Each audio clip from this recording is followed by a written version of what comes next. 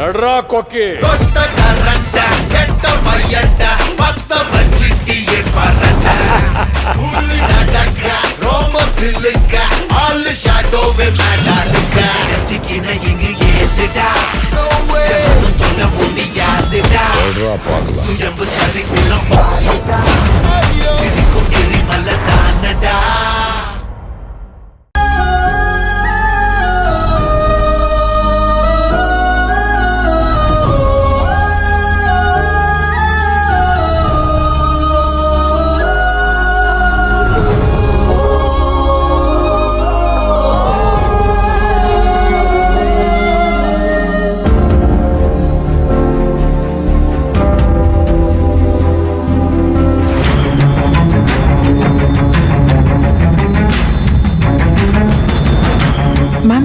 என்ன ma'am? Madam என்னாச்சு?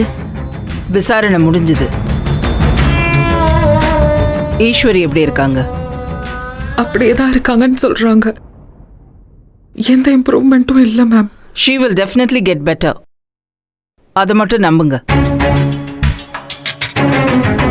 And நான் உங்களுக்கு போலீஸ் ப்ரொடெக்ஷன் கொடுக்க ஏற்பாடு பண்றேன்.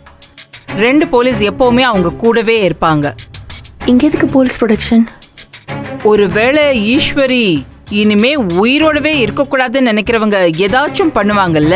ஐயோ மேடம், மேடம் என்ன சொல்றீங்க நீங்க? வீட்ல என்ன மேடம் நடந்துச்சு? இல்ல ரேணுகா, நான் ஆபத்து வரப்போகுதுன்னு சொல்லல, வரலான்னு யோசிச்சு ப்ரொடக்டிவா செயல்படணும்னு சொல்றேன்.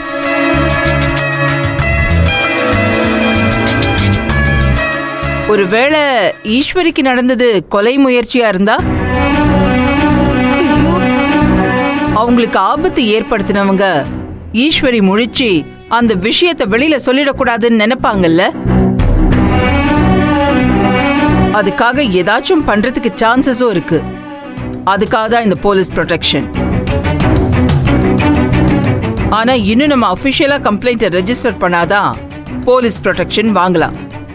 ஆனா இருந்தாலும் நாளை காலையில இருந்து 2 போலீஸ் இங்க வந்துருவாங்க. And also one more thing, நீங்க 3 பேரும் இங்க இருக்கணும்னு அவசியம் இல்லை. நீங்க கிளம்புங்க.